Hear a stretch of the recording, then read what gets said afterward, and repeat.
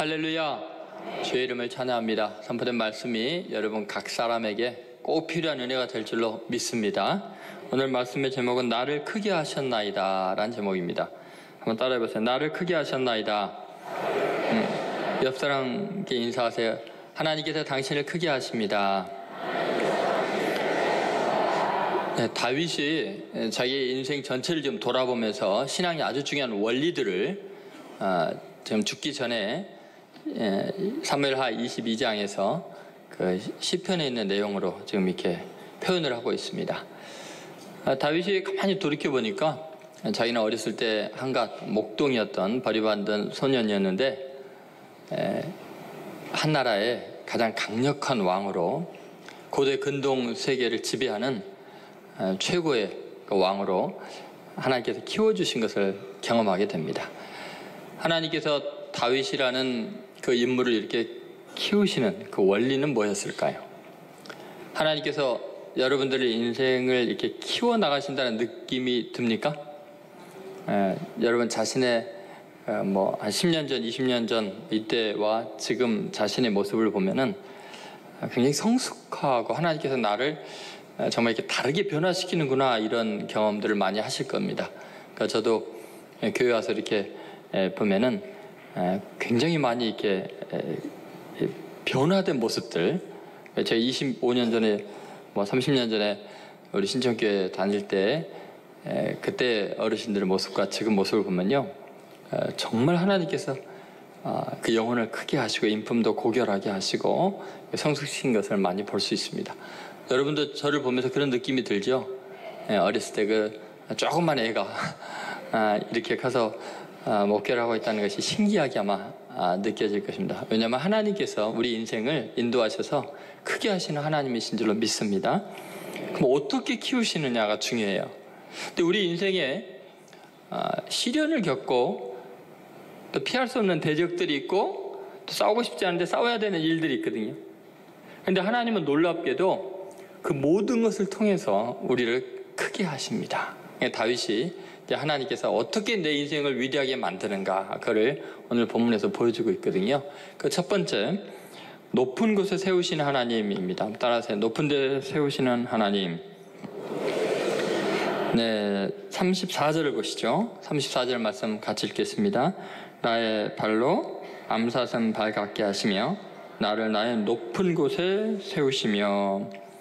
하나님은 우리 인생을 크게 하실 때 일단 차원을 바꿔놓습니다. 높은 곳에 정말 세상을 바라보는 시야와 또 역사를 바라보는 새로운 해석학적인 안목을 주시고요, 차원이 다른 인생으로 우리를 이끌어 가시는 것을 경험하게 됩니다. 지금 다윗은 하나님이 자기를 그렇게 높은 곳에 다니게 하는 것을 경험하게 됩니다. 자, 어느 정도 높은 곳에 다니게 하죠? 자기의 발을 어떻게 만들었어요? 자기의 발을 조금 전에 읽었잖아요. 뭐 고민을 하십니까? 다윗의 발을 어떻게 만들었다고요? 암사슴 발같이 하셔서 나를 나의 높은 곳에 다니게 한다 그랬습니다. 여러분, 사람의 발을 암사슴 발 같게 했다. 사슴들이 아주 험산 줄령을 넘어다니면서 그 바위와 그런 많은 그 장애물이 있는 산을 펄쩍펄쩍 뛰어다니면서 높은 곳을 다니는 이제 그런 사슴의 모습이죠. 지칠 줄 모르는, 그리고 두려움도 없이 높은 곳을 다니는 사슴의 모습입니다. 자, 어떻게 그렇게 만들었을까요, 다윗을? 여러분, 실제로 우리 삶에서 그렇게 하나님께서 나를 강한 다리로 만드시고 또 차원이 높게 인도하는 아주 좋은 하나님의 방법이 하나 있는데, 그것은 피할 수도 없고 제거할 수도 없는 대적자를 붙여두시는 겁니다. 그러니까 다윗의 인생에는 사울 왕이라는 대적자가 다윗의 평생을 도망다니게 만든 거예요. 그런데 다윗의 입장에서는 사울 왕을 죽일 수가 있나요? 하나님의 세운 기름 부음 받은 왕이기 때문에 죽일 수가 없어요. 제거할 수가 없어요. 그렇다고 사울이 다스리는 나라 안에 있으니까 어떻게 빠져나갈 구멍이 없습니다. 그러니까 사울 왕이 죽을 때까지 다윗은 어떻게 해야 돼요? 도망 다녀야 돼요. 피해야 돼요. 그러다 보니까 사울 왕의 추적을 피해서 10대부터서 40대 왕이 될 때까지 도망다니는 신세가 된 거예요.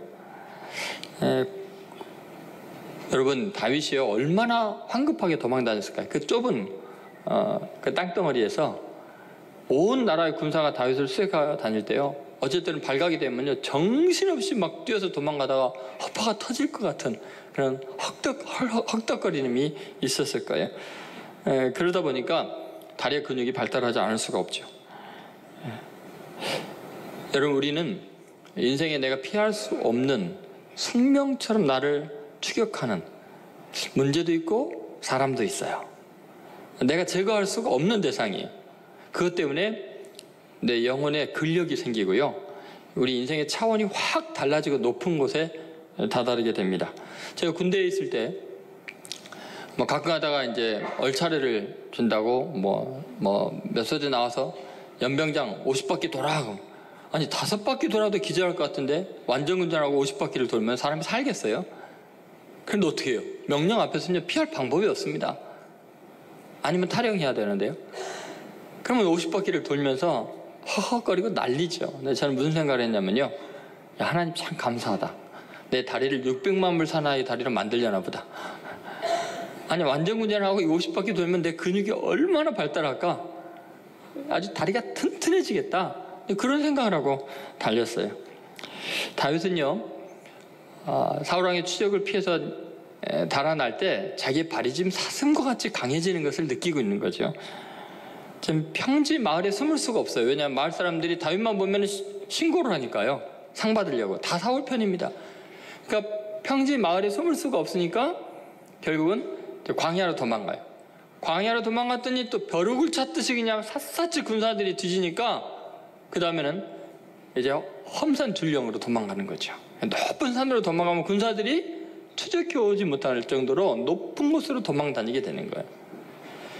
그렇게 높은 곳을 오르고 내리고 도망다니고 이러다 보니까요, 다리의 근육이 사슴과 같이 강해지는 거죠. 그래서 소년이 전사로 바뀝니다. 그냥 미동이었던 목동이 용사처럼 강한 사람으로 바뀌게 되고요. 그 높은 곳에서 피해 다니다 보니까 지금 저기 어디 있는지 밑에 있는 게 다 보이는 거예요. 나라 전체가 보이는 거예요. 그러다 보니까 이 생각의 차원이 굉장히 높은 곳에서 나라 전체를 바라보면서 하게 되고 하나님을 의지하게 되죠. 여러분, 생각해 보면요, 다윗은 지금 아주 높은 곳에 피하는 그것이 어떤 영적인 의미가 있는지를 잘 알고 있습니다. 32절과 33절에 보면은 결국은 이 세상에 피할 곳이 없는 걸 알게 돼요. 그래서 하나님이 내 반석이 내 요새라고 이야기하죠. 한번 같이 읽어보겠습니다.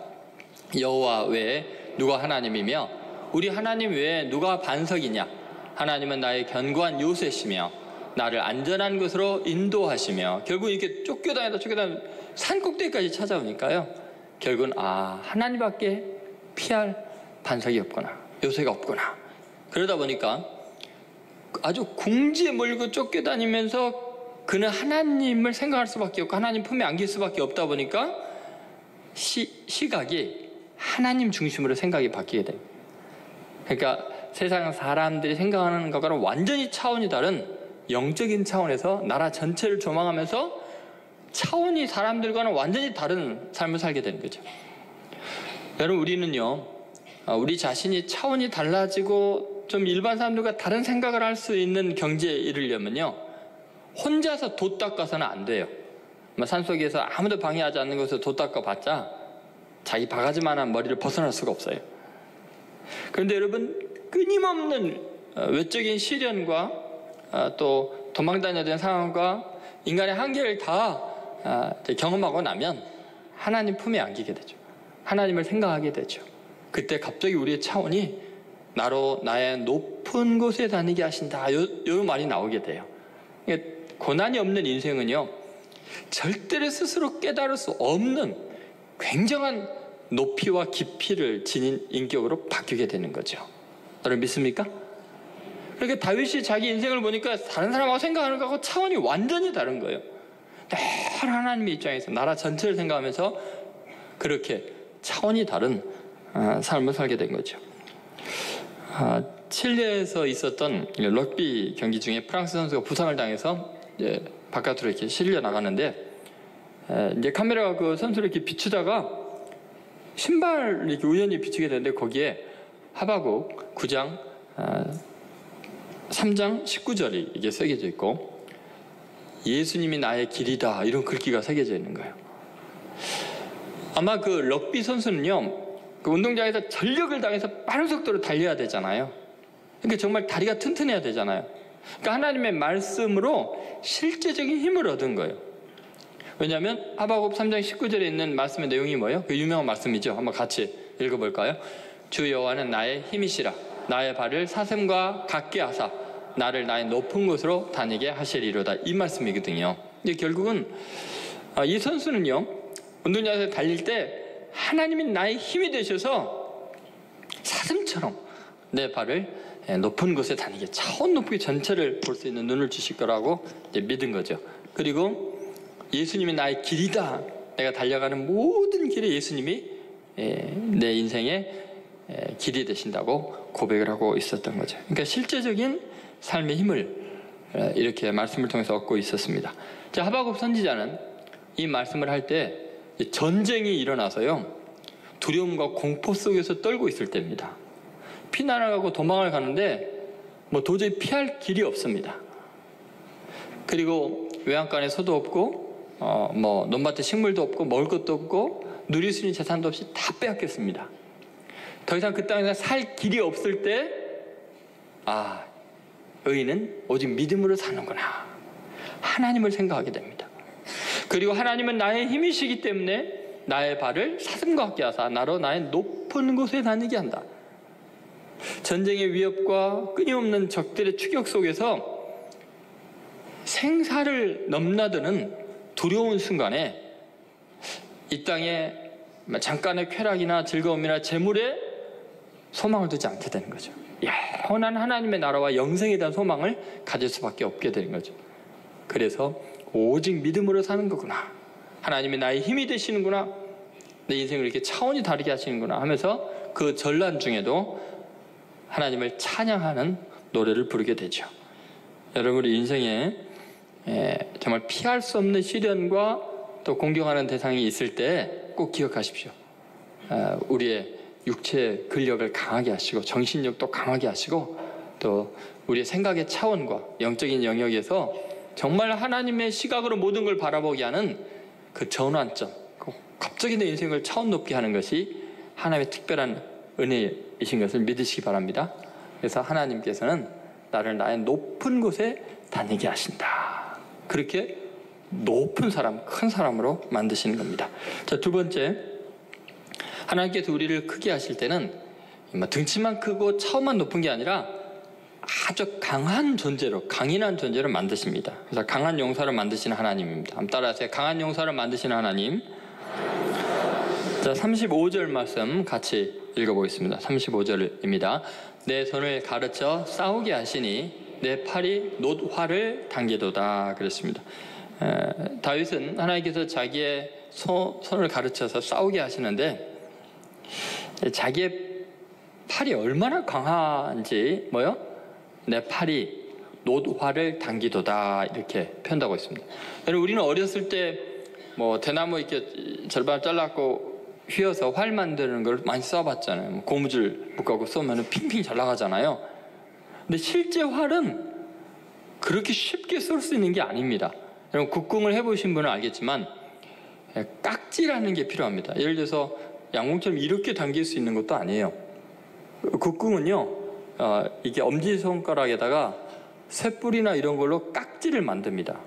골무처럼 만들어가지고요, 딱 낀 다음에 엄지손가락 완전히 휘어가지고 이렇게 나머지 손가락으로 엄지손가락을 잡아야 돼요. 그리고 당기지 않으면 이게 당겨지지가 않아요. 너무나 힘드니까.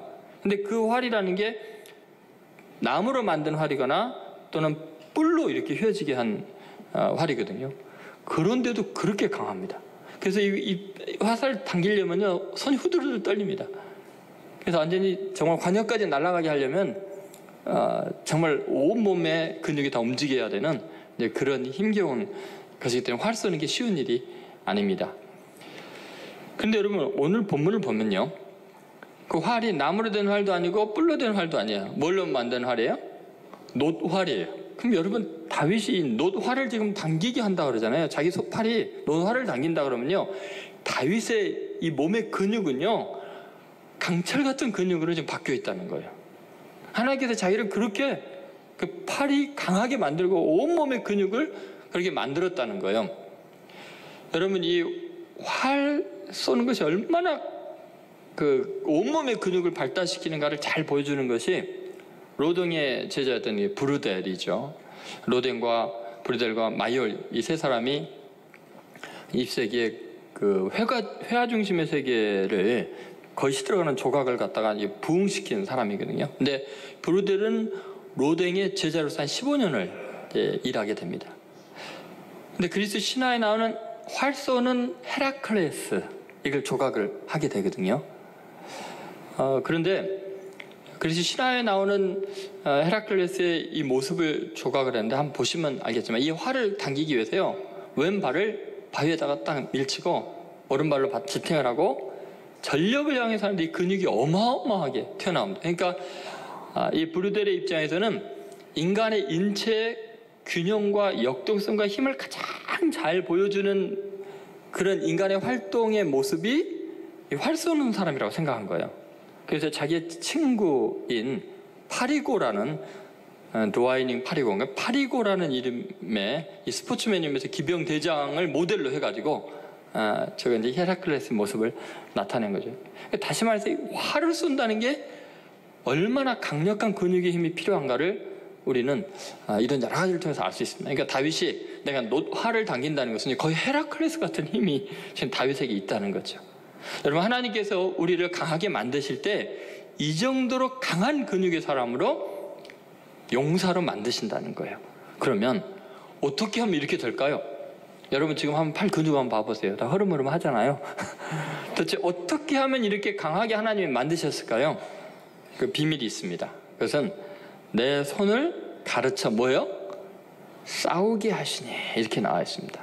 결국은 하나님께서 다윗의 팔을 강인하게, 놋활을 당길 정도로 강인하게 만드는 방법이 뭐냐면요, 그 손을 가르쳐 싸우게 하시기 때문에. 이게 무슨 말일까요? 도대체 싸우게 하신다는 게 무슨 말일까요? 다윗은요 싸우고 싶은 사람이 아니에요 원래.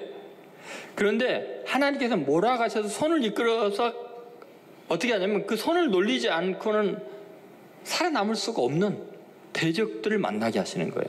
예를 들어서 다윗이 소년 시절에 자기 아버지 이새가 다윗을 좋아하지 않았어요. 막내 아들인데 자꾸 사람들의 눈을 피하고 차라리 없어졌으면 좋겠다고 생각했는지도 몰라요. 그 막내 어린 소년에게 양떼를 그 광야로 몰고 와서 치게 했거든요. 근데 다윗이 하는 말들을 보면요, 그 양떼를 칠 때 뭐가 나타나요? 사자와 곰이 나타나서 자기를 공격하거나 양을 물어간다는 거예요. 그럼 유대 광야가 얼마나 위험한 지역인지 알겠죠. 그런데 그 어린 아들을 그럼 내보내는 거예요. 그 죽으라는 거랑 마찬가지잖아요. 그러니까 다윗이 그것도 혼자서 그걸 하니까 살기 위해서요, 사자와 곰과 싸워 이겨야 됐어요. 양떼를 안 뺏기려면 어떻게든지 무찔러야 됐어요. 사자와 곰하고 직접 싸우면 백전백패니까요, 원거리에서 처리를 해야 돼요. 그럼 뭐 어떻게 해야 돼요? 그때 총이 있는 것도 아니고 뭐 소년에게 활이 있는 것도 아니고 어떻게 해요? 줄을 가지고 물맷돌을 이제 사용하는 방법을 한 거죠. 줄에다가 돌멩이, 주먹만한 돌멩이를 집어넣고 돌리는 연습을 합니다. 돌려갖고 휙 던지면은 그게 날아가서 적중시키는 훈련을 한 거예요. 어느 정도까지 훈련했을까요? 사자와 곰을 명중시키려면, 그 뛰어서 달려오는 짐승을. 아마도 다윗은요 수천, 수만, 수억 개의 돌을 던졌을 거예요. 그 사자와 곰을 맞추기 위해서. 그걸 어떻게 알 수 있냐면요, 골리앗을 만났을 때 다윗이 돌을 몇 개를 가지고 하죠? 딱 5개 가져갑니다. 5개. 여러분 제가 만약에 그 다윗이었으면요, 리어카를 가득 담아갖고 막 던져야 될 거예요. 그죠? 오지마 하고. 근데 딱 5개만 가져가는 이유가 뭘까요? 자신감이에요. 그죠? 왜냐면 사자와 곰 던질 때 몇 개 정도 던졌는데 쟤는 5개면 끝나겠다라는 확신이 있는 거예요. 그러니까 돌멩이는 5개를 들었지만 실제 그 5개의 힘이라는 건요, 수만 개의 힘이 응축되어 있는 거예요. 그동안 어마어마하게 많은 돌을 던져갖고 온 근육이요, 강철 같은 근육으로요, 그거 한번 던지면 정확할 뿐만 아니라 맞으면 살아날 수가 없는 거예요. 제가 성지순례 가서 엘라 골짜기, 다윗과 골리앗이 싸운 엘라 골짜기에 그 시내가 흐르는데 다 말라 있는데 돌은 그대로 몇천 년 동안 남아 있는 거예요. 주먹만한 돌들이 이렇게 정말 매끄러운 돌들이다. 수천 년을 거기서 흘러내린 그 존재한 돌이니까. 근데 일반 돌하고는 달라요. 무게가요, 엄청나게 무겁고 단단하더라고요. 근데 제가 이렇게 주먹에 딱 쥐어서 보니까 이거 맞으면 나도 죽겠어요. 골리앗이 살 수가 없어요. 그러니까 그런 돌들을 계속 던지면서 사자나 곰에게 명중시키면은 맞고서 그냥 기절할 거 아니에요, 사자. 그러면 좀 더 일어나면 달라드니까 빨리 달려들어서 그 수염을 잡고 턱을 찢어서 죽인 거예요. 여러분, 사자와 곰의 입을 찢을 정도면 근력이 얼마나 강한 거예요. 그 다윗은 거의 헤라클레스 같은 힘이 그 조그만 몸에 있었던 거죠. 하나님께서요, 그의 손이 싸우게 하셔서 대적자들을 통해서 이기게 하시기 위해서 그를 그렇게 강한 사람으로 만든 거예요.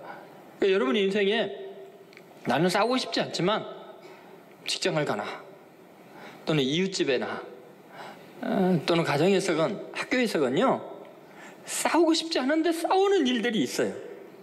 살기 위해서 싸울 수밖에 없는 경우도 있고요. 그걸 통해서 하나님은 우리를요, 아주 강한 사람으로 만듭니다. 여러분, 그런 경험이 있으세요? 원래 성품이 온화하고 착했는데 자꾸 시비 거는 사람이 있다 보니까 도끼가 올라갔고 사람이 성질이 아주 싸나워지는 경우. 제 교회 후배 중에서 목회를 미국에서 하고 있는 그 후배가 있는데, 오랜만에 이제 저희 교회 왔다 그래서 몇 년 전에 제가 온 김에 좀 설교를 좀 해달라 했어요. 새벽기도 설교를 하는데요, 깜짝 놀랐어요. 왜냐면 1년 전에 제가 그 교회 가서 부흥회를 하고 왔는데 그 친구는 어렸을 때 워낙 성품도 온화하고 아주 조용한 사람이에요. 목회도 차분하게 하는 사람인데 그날 설교를 하는데 불이 뿜어 나오는 거예요. 어마어마하게 강함이 느껴지는 거예요. 그래서 제가 끝나고 뭔 일이 있었어? 그랬더니 1년 동안 교회에서 얼마나 많은 시련과 공격을 받았는지 다 쫓아내고 싸우니라고 엄청나게 강해져 있는 거예요.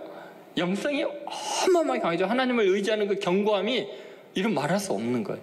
사람이 1년 만에 완전히 전사로 바뀌어 있더라고요. 여러분, 우리 인생에 때로는 수많은 대적들을 상대하기 전에 하나님께서는 나를 훈련시킵니다. 내 손을 이끌어 싸우게 하셔서 노화를 당기게 강한 사람으로 만드시는 거예요. 그러니까 여러분 주위에 있는 사람들이 여러분을 계속 시비를 걸고 괴롭히면 하나님께서 내 근력을 지금 키우고 있구나, 스파링 파트너로 보내셨구나, 그렇게 생각하면 되지. 왜 내 인생 괴롭게 이런 인간이 나를 괴롭히나, 그렇게 생각하면 다 나를 위한 보교제로 하나님이 이용하는 줄로 믿습니다. 이게 한두 가지 사건이 아니에요. 다윗이 생각해보니까 자기의 인생을 싸우게 하시는 걸 보니까 실제로 그렇습니다. 자, 예를 들어서 다윗은 목동으로 있었는데 하나님께서 어느 날 사무엘 선지자를 불러가지고 기어이 다윗을 찾아오게 해서 왕으로 기름 부었죠. 여러분, 10대 왕으로 기름 부었고 실제 왕이 된 것은 몇 살이에요? 40살이에요. 그런데 여러분, 그때 기름을 붓지만 않았어도 다윗의 인생은 그렇게 어려움을 많이 겪지 않았을까요? 자, 무슨 일이 있나 한번 생각해 보세요. 왜 40살에 왕이 될 때 왕으로 기름 붓지 10대에 벌써 기름을 부었을까요? 그것은 다윗으로 하여금 싸우게 하려고 하나님이 이끌으신 거예요. 자, 뭔가 한번 생각해 보세요. 다윗이 이제 아버지 심부름으로 형님들에게 먹을 거 갖다 주러 갔죠. 그때 전쟁터에서 골리앗이 하는 말을 들은 거예요. 만군의 여호와 이름을 군대를 모독하는 말을 들은 거예요. 그때요, 일반 소년이었으면은 왕이나 장군들이, 군사들이 싸워야 된다고 생각하고 자기 일로 생각하지 않고 그냥 아버지 심부름만 하고 돌아왔을 거예요. 그런데 다윗은요, 일반 소년의 마음이 아니에요. 왜요? 얼마 전에 왕으로 기름 부음을 받았어요. 그 이후부터는요, 모든 것을 바라볼 때 자기가 나중에 왕이 될 걸 생각하고 왕의 마음으로 바라봐요. 그런데 골리앗 앞에서 다 떨고 있으니까 이스라엘의 왕으로 기름 부음 받은 자기 입장에서 이게 내일이 되는 거예요. 골리앗과 싸우지 않을 수 없는 거예요. 저 할례 받지 못한 자를 내가 쳐서 목을 베리라. 하나님의 영광을 드러내리라. 하나님이 다윗의 손을 이끌어서 골리앗과 싸우게 만든 거예요, 그거. 그래서 다윗은 아주 강한 용사로 인정을 받게 되죠. 그것 때문에 또 놀라운 일이 일어났는데 사울 왕이 너무 다윗이 좋아갖고 자기 왕궁에 데려오게 됐죠. 왕궁에서 왕의 직무와 왕의 책임들, 왕의 태도들, 어투들 다 배우게 되는 거예요. 그러다가 다윗을 죽인 자는 만만이고 사울이 죽인 자는 천천히 하는 그것 때문에 사울 왕이 시기심이 생기죠. 그리고 다윗을 죽이려고 하잖아요. 그때 다윗은요, 영적인 어둠의 세력을 보게 됩니다. 왕을 사로잡는 악령이 있다는 걸 알게 되죠. 그리고는 다윗이 수금을 타면서 하나님을 찬양하면서 그 손으로 연주하는데 악령이 떠나가게 하는 영적인 강한 팔로 그를 용사로, 영적인 용사로 키워나가는 하나님의 능력을 경험하게 되는 거죠. 그러니까 다윗은 가만히 보니까 자기 인생에 일어나는 모든 사건이 하나님이 자기 손을 이끌어갖고 싸우게 하시는 거 전부 다 육적이건 영적이건 강한 용사로 만드시는 거예요. 그러니까 여러분 인생에서 어떤 어려움이 있고 시련이 있어도요, 싸우는 대적이 있어도요, 그 즉시 그 자리에서는 왜 내 인생이 이렇게 피곤하고 고달프게 이런 일이 있나 하지만 실제로는 여러분의 육과 영과 정신을 아주 강한 왕같이 존귀한 자로 하나님이 만드는 과정이지 여러분 망하게 하려고 그런 거 아니에요. 여러분 믿습니까? 하나님은 우리를 강한 용사로 만드시는 하나님이에요. 그래서 이유 없는 대적자들이 그렇게 많은 거예요. 피하고 싶어도 피할 수가 없다니까요. 하나님이 나를 강한 사람으로 만들려고 그런 사람들을 보냈기 때문에 그렇죠. 여러분, 우리는 꼭 이 사실을 잊지 마시고요, 싸우는 그 대상을 미워하는 게 아니라 그를 통해서 나를 강하게 만드시는 하나님을 찬양하면서 강한 용사들로 거듭나는, 화를 당길 정도로 힘 있는 근력, 영역이 있는 성도들 되시기를 주의 이름으로 축원드립니다. 세 번째, 하나님은 온유함으로 크게 하시는 하나님입니다. 따라서 온유함으로 크게 하시는 하나님. 여러분, 높은 차원에 있고 실제로 근력이 강하다고 큰 사람은 아닙니다. 그러면서도 폭이 좁을 수 있거든요. 포용력이 좁을 수 있거든요. 그런데 하나님은 그렇게 강한 사람으로 끝나는 게 아니라 우리를 아주 폭이 넓은 포용성이 큰 사람, 다시 말해서 온유한 사람으로 바꾸십니다. 그래서 땅을 다 차지하게 해줘. 온유한 자는 복이 있다, 땅을 차지한다 그랬잖아요. 자, 한번 보시죠. 36절, 37절 같이 읽어보겠습니다. 주께서 또 주의 구원의 방패를 내게 주시며 주의 온유함이 나를 크게 하셨나이다. 여러분, 지금 내 걸음을 어떻게 해요?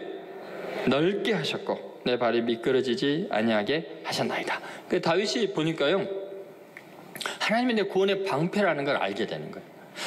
아무리 원수가 나를 치고 그래도 막아주시는 분이 하나님이라는 걸 아는 거예요. 그러니까 원수에 대해서 여유가 생기는 거예요. 나를 비난하고 공격하는 대상을 하나님이 심판하는 걸 아는 거예요.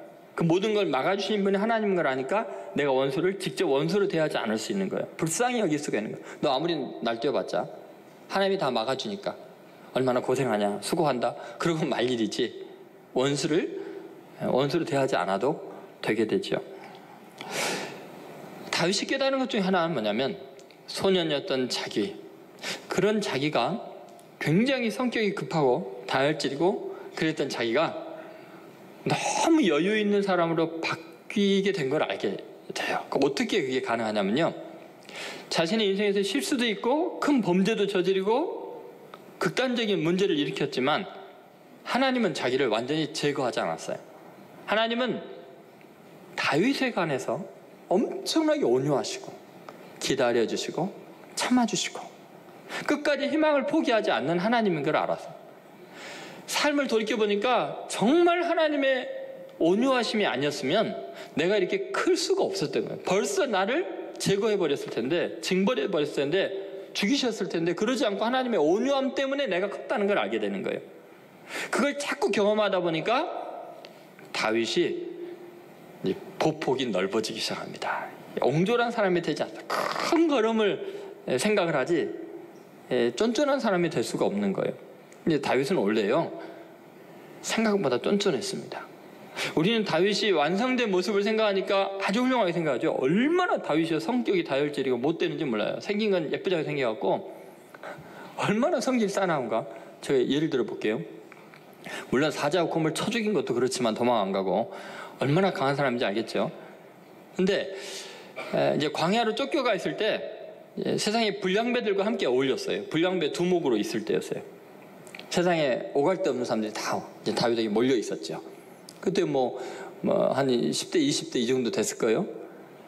나발이라는 부자가 양털 깎는 이제 추수기나 마찬가지였어요. 그러면 어마어마한 부자가 양털을 깎을 때는 온 마을 사람들이 와서 다 도와주고 이제 축제가 되는 거예요. 그러면 이제 잔치를 벌리고 이제 이웃 사람들과 함께 먹을 걸 나눠오고 이런 식이거든요. 근데 다윗이 나발의 그 목장 주위에 거주하면서 도적들로부터도 지켜주고 여러 번 보호를 해줬거든요. 다윗이. 그래서 친구들을 보내서 물과 우유와 좀 떡 좀 조그만 포도를 좀 얻고 싶습니다. 물론 잔치에 당연히 남은 음식 줄 수 있잖아요. 그런데 나발이요, 다윗의 화를 돋고는 말했어요. 근본을 모르는 인간에게 내가 왜 주냐? 다윗이 그 소리 듣고요, 얼마나 화가 났는지요, 자기 주위에 있는 모든 불량배를 다 이끌고 당장에 쳐들어가는 거예요. 그러면서 뭐라고 말하냐면, 나발과 그에게 속한 모든 남자들을, 하인들까지 하나도 남김없이 다 죽이지 않으면 하나님께서 다윗에게 벌 위에 벌을 내리기를 원하노라, 이렇게 이야기했어요. 아니 생각해보세요. 떡과 포도 좀 안 준다고 다 죽여버리겠대요? 이게 제정신입니까 이거? 성질이 얼마나 다혈질입니까? 그러니까 자기를 천대하는 사람을 못 견뎠던 사람인데요, 인생을 살면서 많은 시련과 역경 속에서도 하나님이 용서하시고 기다리시고 온유하게 대해주는 걸 경험하다 보니까 나중에 압살롬 반란때 도망가다가 어떻게 돼요? 시므이라는 원수가 자기를 저주하잖아요, 대놓고 사람들 앞에서. 그런데 놀랍게 다윗이 뭐라 그래요? 내버려 둬라. 하나님께서 시므이 입을 통해서 다윗을 저주하라고 하셨다. 여러분, 이거 기적 아니에요?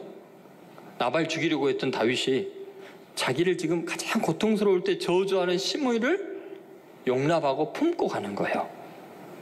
나중에 왕이 복귀할 때도 시므이 못 죽이고요. 그죠? 그러니까 여러분, 다윗이 그렇게 큰 사람이 된다는 건 뭐냐면요, 이 포용성이 넓어져. 이건 하나님이 크게 한 거지 다윗이 타고난 성품이 아니라는 거예요. 하나님께서 다윗으로 하여금 늘 구원의 방패가 되시는 것을 경험하고 하나님이 자기의 걸음을 넓게 하는 것을 깨닫게 된 거죠.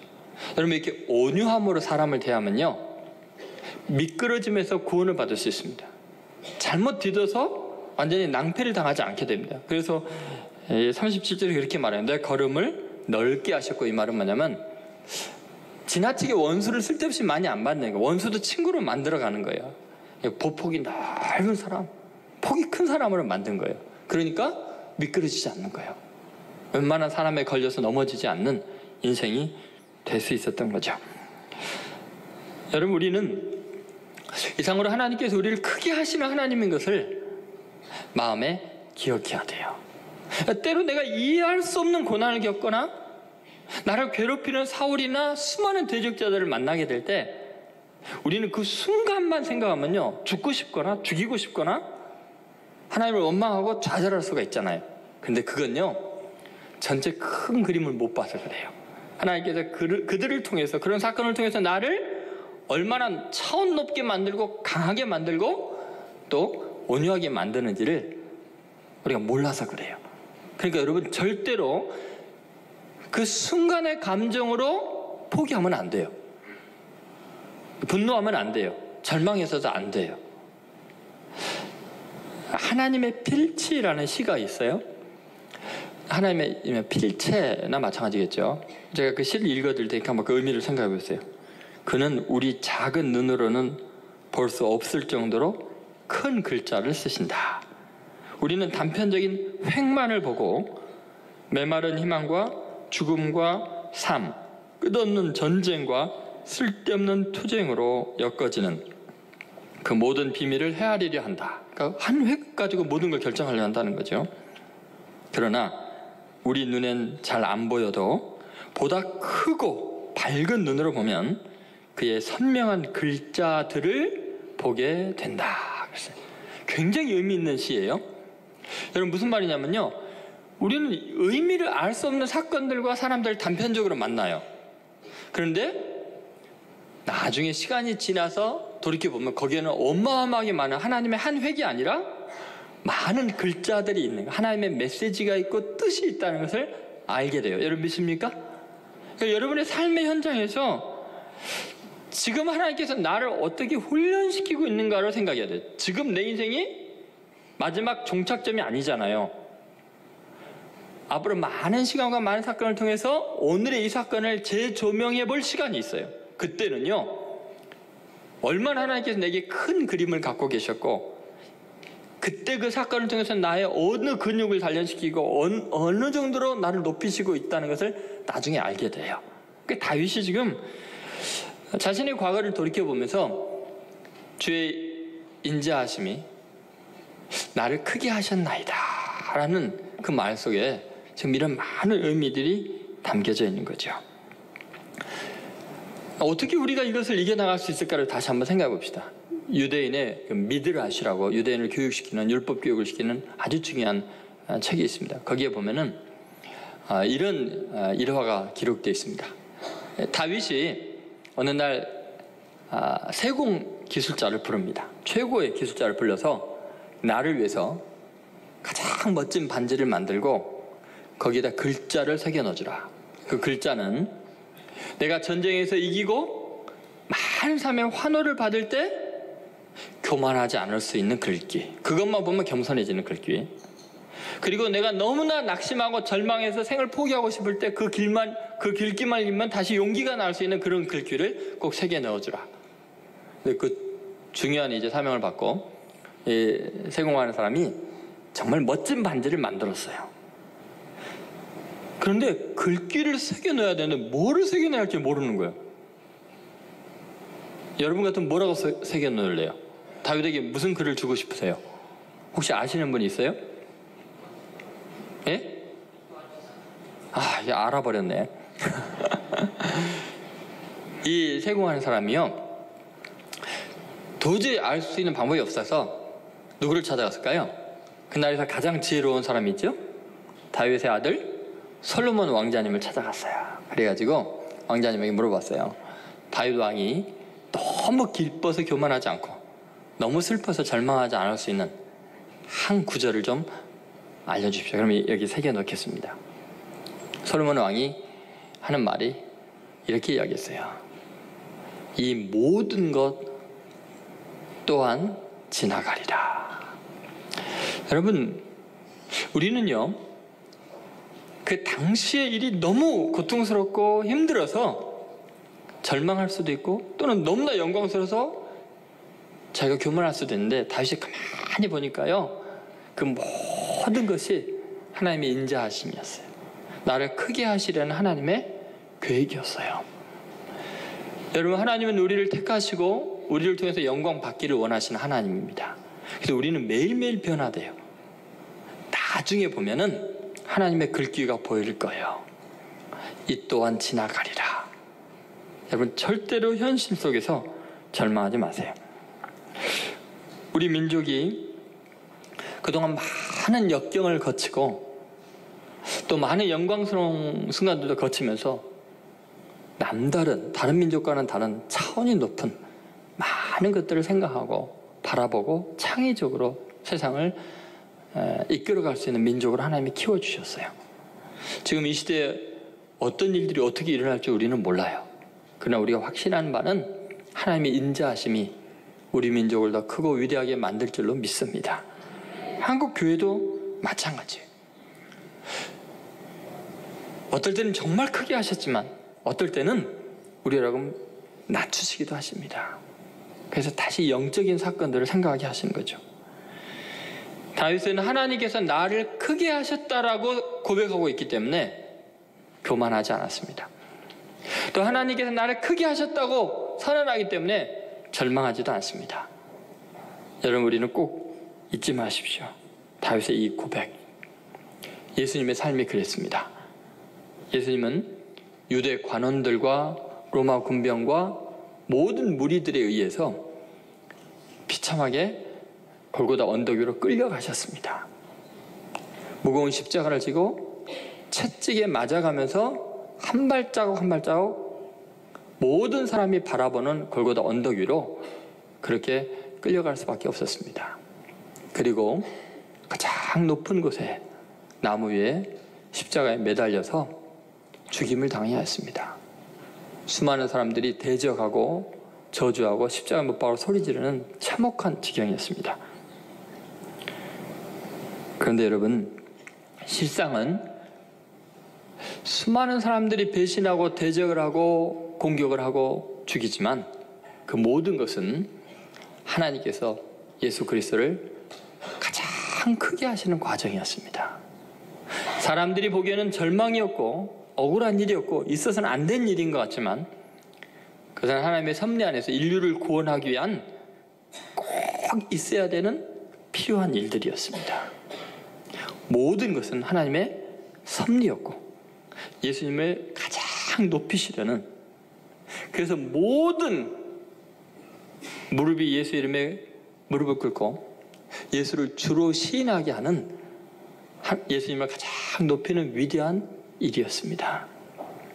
예수님은 정말 강한 분이었어요. 누가 뭐라 그래도 그분은 그 십자가의 길을 포기하지 않는 강인한 의지를 지녔어요. 내 원대로 마시고 아버지의 원대로 되기를 원합니다. 그래서 그는 유대인의 왕으로, 인류의 구주로 가장 강한 분으로 인정을 받고 사망의 권세를 깨뜨리죠. 그 예수님은 너무너무나 온유하신 분이었어요. 자기를 배신한 제자들 위해서 기도하고 침뱉고 따기 때리고 채찍질하는 그들을 위해서 기도하셨어요. 저들이 하는 일을 알지 못함입니다. 그들 다 품으셨습니다. 그래서 예수님은 인생의 가장 고통스러운 순간들을 통해서 가장 실패하고 버림받고 죽어가는 그 순간에 오히려 하나님이 가장 크게 하시는 놀라운 은혜를 누리고 계셨습니다. 여러분, 우리 인생이 한 치 앞도 볼 수 없고요. 어떤 시련과 역경이 있을지 몰라도 여러분 믿으십시오. 하나님은 우리를 크게 하시는 하나님인 줄로 믿습니다. 그 모든 것 합력하여 선을 이루시는 하나님인 줄로 믿습니다. 그리고 여러분, 이 나라 민족을 위해서 기도하십시오. 하나님, 이 민족 강하고 크게 하셔서 전 인류를 구원하는데 하나님께 쓰임받는 민족이 되게 주옵소서. 이 역사, 이 모든 사건을 주님이 섭리하실 줄로 믿습니다.